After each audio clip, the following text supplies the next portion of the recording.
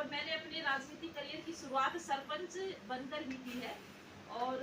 जब शुरुआत की थी तब इतना नहीं सोचा था कि मैं मेरी जो आवाज़ है या हमारे आपके समाज की जो बेटी है वो वहाँ न्यूयॉर्क में जाके और यूएन में जो विश्व का सबसे बड़ा मंच है वहाँ जाके अपनी बात रखेगी। तो इतना इस लेवल पर मैंने नहीं सोचा था, लेकिन हाँ जब मैंने शुरुआत की थी तब मैंने ये जरूर सोचा था, क्योंकि सरपंच बनने का जो मेरा सपना था वो ये सपना नहीं था कि मुझे एक सरपंच बनना है और सिर्फ सरपंच बन के 5 साल का कार्यकाल पूरा करके और फिर बैठ जाना है, वो मेरा नहीं था। मुझे ये था कि अगर मैं सरपंच बनती हूँ तो मैं एक अपने गांव में अपने क्षेत्र में इतना अच्छा मैं काम करूं ताकि मेरे गांव मेरी पंचायत को भी गांव को भी और मेरे समाज को भी और को एक अच्छी सी एक पहचान मिले। तो उस बात को लेते हुए मैंने काम किया था। और सबसे पहला जो काम मैंने अपनी पंचायत के अंदर किया वो किसानों के लिए किया था, क्योंकि किसानों को मेरी पंचायत में बड़ी समस्या थी लोन को लेकर के और अच्छे क्वालिटी के उनको बीज प्रोवाइड हो सके या उसके लिए। तो सबसे पहला काम मैंने जो बनते ही किया 1 महीने के अंदर वो किसानों के लिए किया। अपने गांव में एक सहकारी समिति का गठन किया ताकि मेरे किसानों को घर बैठे लोन प्रोवाइड हो जाए और उनको सुविधा रहे हर चीज़ की, उसका किया। दूसरा मैंने जो सरपंच पति का एक और सरपंच जो प्रधान पति सरपंच पति का जो एक वो शुरू से चला आ रहा था उसको मैंने अपने क्षेत्र के अंदर ब्रेक किया और अपना काम मैंने खुद से ही करना शुरू किया। हाँ ये सही है कि मेरे हस्बैंड का हमेशा मेरा साथ रहा, मेरे ससुर का हमेशा साथ रहा, इन्होंने मुझे हमेशा फैमिली सपोर्ट एक अच्छे सपोर्ट के तौर पे मेरे साथ रहे हैं, लेकिन पीछे से सपोर्ट किया है। हमेशा मुझे ये कहा गया कि अपना काम है तुम्हारा तो तुम खुद करो, और अपनी पंचायत को विमेन फ्रेंडली पंचायत और चाइल्ड फ्रेंडली पंचायत बनाने का काम मैंने किया। महिलाओं को साथ लेके शुरुआत की मैंने, ताकि हर चीज में उनकी भागीदारी, क्योंकि हम 50% की आबादी के अंदर हैं और अगर हमारी पंचायत में भागीदारी नहीं होगी तो फिर कैसे कैसे मतलब काम चलेगा। जब हम पुरुष और महिलाएं जब मिलकर साथ में काम करेंगे तभी परिवार आगे बढ़ता है, तभी समाज आगे बढ़ता है, तभी हमारा देश गांव जो है वो आगे बढ़ता है। तो उस चीज को लेकर के मैंने काम किया। महिलाओं का योगदान अपनी पंचायत के अंदर के कार्यों के अंदर रखा, उनमें आत्मविश्वास बढ़ा, ताकि जैसे मैं अपना काम करती हूँ ऐसे ही वो भी अपना हर क्षेत्र में अपना बेस्ट दे और अच्छा अपना काम करें। उसके लिए लड़कियों को मैंने स्पोर्ट्स के लिए एनकरेज किया। हॉकी की अपनी पंचायत में मैंने टीम बनाई और लड़कियों को मैं हॉकी के लिए तैयार कर रही हूँ, क्योंकि शुरुआत हमने हॉकी के साथ की तो वो मेरा नाम एक हॉकी वाली सरपंच एक टाइटल मेरे को दे दिया गया। इसके साथ साथ ही हम लड़कियों को बाकी स्पोर्ट्स में भी तैयार कर रहे हैं, जैसे कबड्डी के अंदर या वो डिफेंस में भी जा सके, तो उन्हें मेंटली और फिजिकली कैसे स्ट्रॉन्ग कर रहा है उस चीज के ऊपर मैं मेरी पंचायत में काम कर रही हूँ। लड़कियों के स्किल डेवलपमेंट के लिए मैंने काम किया है, उन्हें बाहर जयपुर से मैंने ट्रेनिंग दिलवाई है ताकि वो अपने पैरों पर खड़ी हो सके, जैसे कंप्यूटर की बैंकिंग की ऐसी ट्रेनिंग हमने दिलवाई है। महिलाओं को गांव की महिलाओं को रोजगार से के साथ में हमने जोड़ा है, उनको सिलाई हो कढ़ाई हुआ और जो अचार बनाना हुआ ऐसी ट्रेनिंग हमने धूप बत्ती बनाना ये सब ट्रेनिंग हमने उनको महिलाओं को दिलाई है, ताकि वो छोटे मोटे रोजगार उनको लोन प्रोवाइड करवाए मैंने मेरी पंचायत में, ताकि वो अपने पैरों पर खड़ी हो सके, उनमें आत्मविश्वास आ सके, ताकि वो बाहर निकले अपना खुद का काम वो शुरू करे। और उसके साथ साथ ही हमने एक एफपीओ अपनी ब्लॉक लेवल के ऊपर बनाया जिसकी मैं अध्यक्ष हूँ, इस सच्ची सहेली महिला एग्रो प्राइवेट लिमिटेड के नाम से, ताकि किसानों को हम अच्छे किस्म के घर बैठे जो बीज है उनके जो बिचौलिए हैं उन बिचौलियों को हम खत्म कर दें, उनको कैसे फायदा दिला सके वो काम मैंने किया। एक एनवायरमेंट को लेके प्लास्टिक फ्री मैंने मेरी पंचायत को करने के लिए एक बर्तन बैंक की मैंने मेरी पंचायत में स्थापना की है, ताकि हम जब छोटे प्रोग्राम्स गांव के अंदर करते हैं तो उसमें हम डिस्पोजल इतना ज्यादा यूज करते हैं कि जो एनवायरमेंट के लिए भी सही नहीं है और हमारे गोधन के लिए पशुओं के लिए भी वो सही नहीं है। तो उसके लिए एक छोटा सा प्रयास मैंने किया। तो अब हम जैसे कोई गांव में शादी वगैरह या कोई प्रोग्राम होते हैं तो वहाँ पे हम उस बर्तन बैंक के बर्तन जो है वो यूज करते हैं, क्योंकि हमारी पहले की परंपरा ऐसी थी। तो हमें गांव स्तर के ऊपर ही छोटे छोटे प्रयास करने होंगे। एनवायरमेंट को लेके हमने किया है, जैसे शादी समारोह मुंह दिखाई है, अगर किसी की कन्यादान है तो उसमें मैंने अपनी पंचायत तरफ से पेड़ लगवाए हैं, लोगों को घर में ही किचन गार्डन करने के लिए प्रेरित किया है, क्योंकि जिस प्रदेश से मैं आती हूँ वहाँ पे पानी की बड़ी समस्या है। तो हमने एक योजना ऐसी बनाई है कि गांव का पानी गांव में, मैंने सरपंच बनने के बाद, और घर का पानी घर में। तो लोगों को जो छत का पानी स्टोर करने के लिए जो पानी के टाके बनाए जाते हैं रूफटॉप वाटर हार्वेस्टिंग, उसके लिए हमने मोटिवेट किया। साथ ही मैंने जो भी काम किया, जो भी सड़कें मैंने बनाई, इंफ्रास्ट्रक्चर के जो भी काम किए, तो उसमें मैंने पहला ध्यान यही रखा कि जो गांव का पानी है वो गांव से बाहर ना जाए, उसके पूरे सीवर लाइन दबा के घर के नालियों तक का पानी हमने जो कोई बोरवेल है उसके अंदर हमने उसको डाला, ताकि जो ग्राउंड वोटर का जो स्तर है वो बढ़े। तो उस चीज को लेकर के मैंने अपनी पंचायत में काम किया, और जो इंफ्रास्ट्रक्चर का जो काम है वो इतना अच्छा किया है कि जिसकी क्वालिटी है वो आसपास के क्षेत्र के अंदर, छोटा सा एग्जांपल अगर मैं दूं तो जब पंचायतों के अंदर सड़कें जो बनती है तो उनका कंप्रेसिव टेस्ट टाइलों का नहीं किया जाता। मैं पहली सर्पंच थी जिसने टाइलों का टेस्ट लैब के अंदर करवाया और उसके बाद वो टाइलें हमने लगाई। मैंने वो पहल की जिसके ऊपर मैंने बहुत विरोधाभास भी सहा। कॉन्ट्रैक्टर काम करने के लिए मना कर दिया, 1 साल तक मेरी पंचायत में काम नहीं हुए। ऊपर से भी दबाव पड़े कि मतलब इतनी ईमानदारी के साथ जो है कौन काम करता है। और लेकिन उसका नतीजा ये हुआ कि जो पाइप्स मैंने लगाए, क्योंकि NP2 के पाइप लगा के लोग NP3 की पेमेंट उठा लेते थे, लेकिन मैंने अगर NP2 के पाइप लगाए तो उन्हीं पाइपों की पेमेंट उठी। और बदलाव ये हुआ कि जितनी आसपास की जो पंचायतें थी सब बाद में वही टाइलें मंगवाने लगे जो टाइलें मैंने मेरी पंचायत में लगाई। तो कहने का मतलब ये है, ईमानदारी से काम करते हुए भी मैंने बड़ा विरोधाभास सहा है और बड़े संघर्ष के साथ मैं यहाँ तक पहुंची हूँ। लेकिन विरोधाभास सहा, लेकिन उसका एक फायदा मैं ये भी मानती हूँ कि मैंने अपने काम को इतनी अच्छी और इतनी निष्ठा से किया तो शायद मुझे UN तक जाने का मौका मिला। मैं उस बात को इस तरीके से देखती हूँ,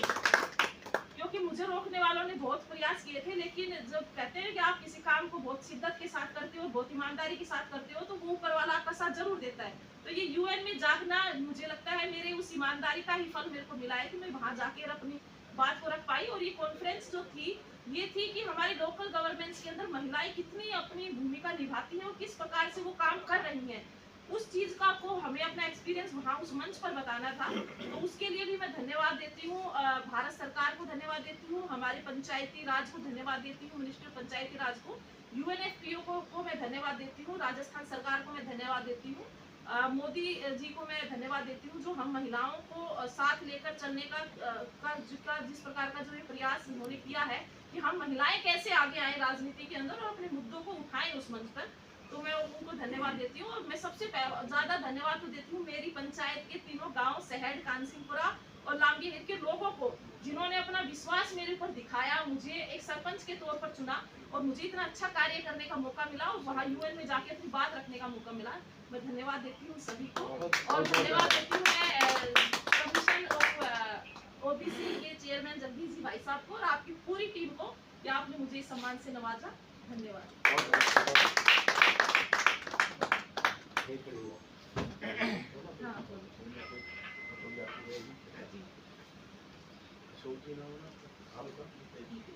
नितेश कुमार। आज हमारे बीच में सर हमारी बेटी सरपंच नीरू यादव जी, जो न्यूयॉर्क में जिनको बेस्ट महिला के रूप में जिन्होंने काम करते हुए सरपंच के रूप में जिनको चुना, मैं उनको बधाई देता हूं। और जो उनका जीवन संघर्ष का रहा, जब वो अपना पहलू बता रही थी तो मुझे वो याद आया कि जब मैंने अपना जीवन राजनीति का शुरू किया था, कितनी कठिनाइयां, सच्चाई के सफर पे चलने के लिए कितनी कठिनाइयों को सहन करना पड़ता है। आज की राजनीति में धन और बल का जो ताकत है, उसके साथ ईमानदारी को टकराकर ईमानदारी की जीत करना, ये बहुत बड़ा काम है। और आदमी का मन एक बार नहीं पता नहीं कितनी बार टूटा होगा। और उस सहयोग में जो एक साथ दिया, जो नीरू जी के जीवन साथी के रूप में जो उनको मिले, अशोक यादव जी, जो कार्यरत हैं राजस्थान सरकार में, और उनके छोटे भाई नितेश यादव जी, जो भारत सरकार में कार्यरत है, उनको भी साथ मिलने के अलावा उनको एक प्रेरणा मिली होगी। और मैं तो नितेश की सोच रही होगी कि मेरी बहन ने, उसको बड़ा फकर रहा होगा इस बात का कि आज मेरी बहन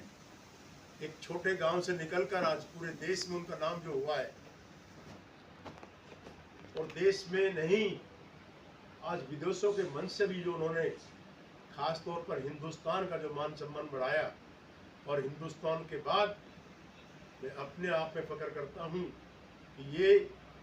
राजस्थान की बेटी नहीं, ये हिंदुस्तान के हर यादव समाज की बेटी है। और जो मैं अखिल भारतवर्षीय यादव महासभा का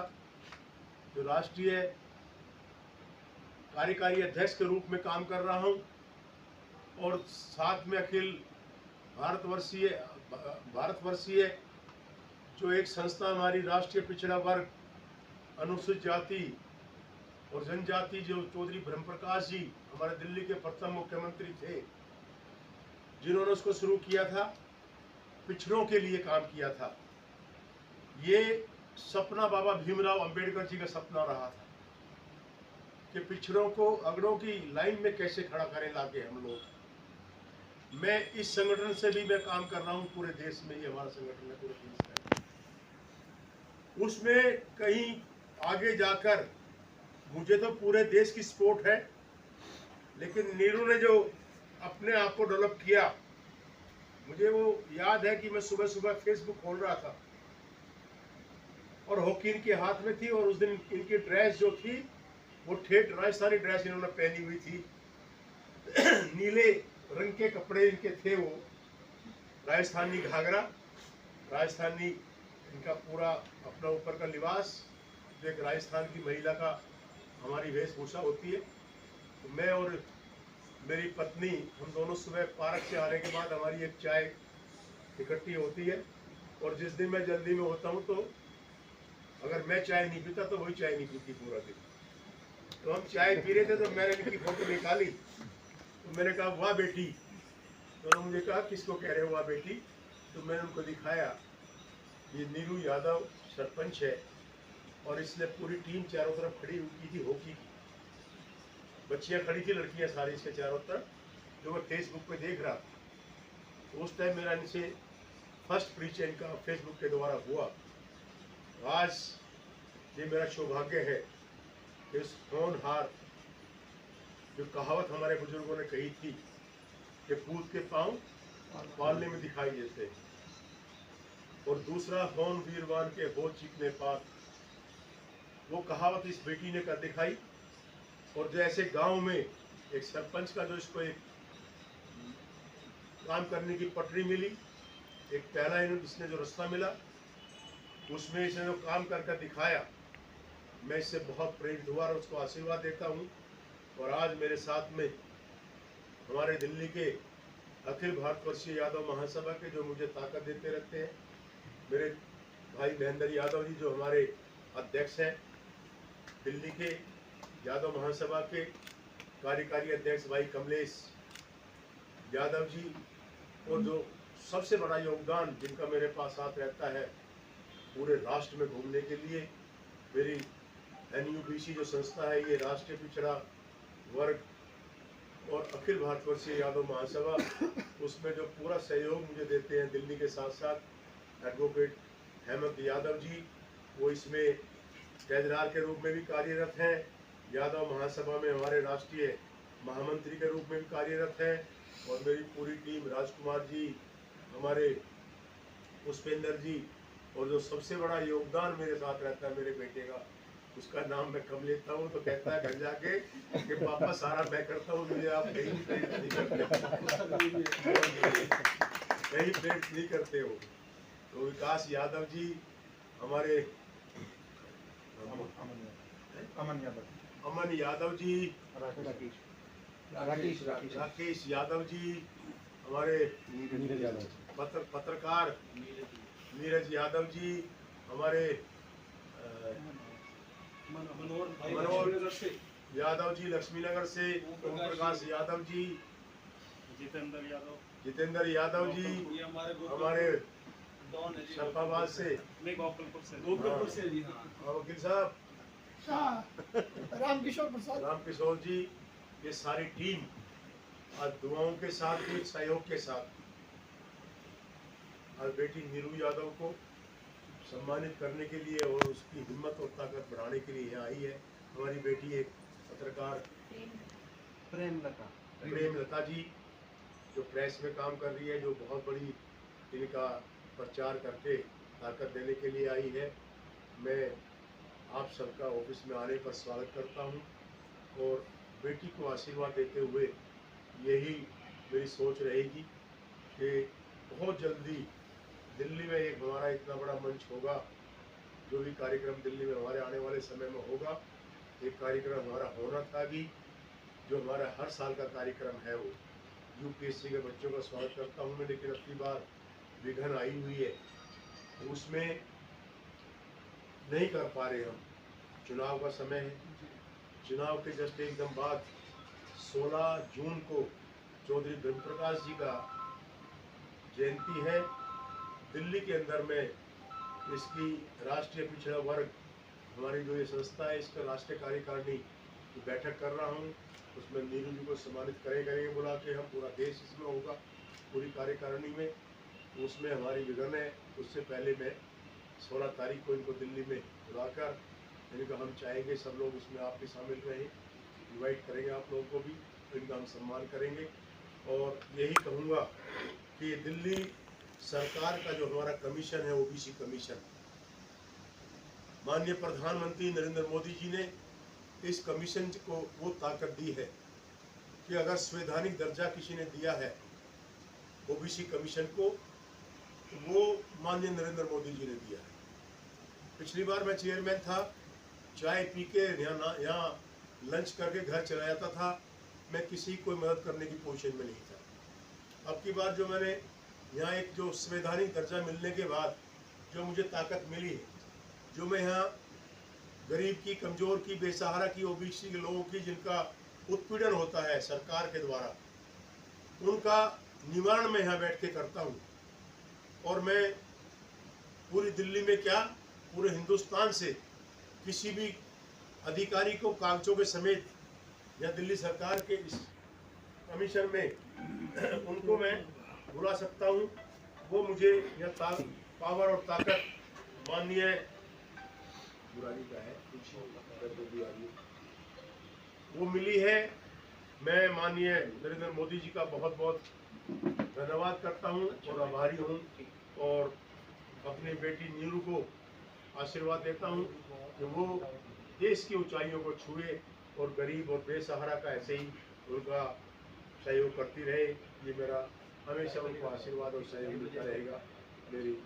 ओबीसी कमीशन की तरफ से हमेशा सहयोग रहेगा। जय हिंद, जय भारत।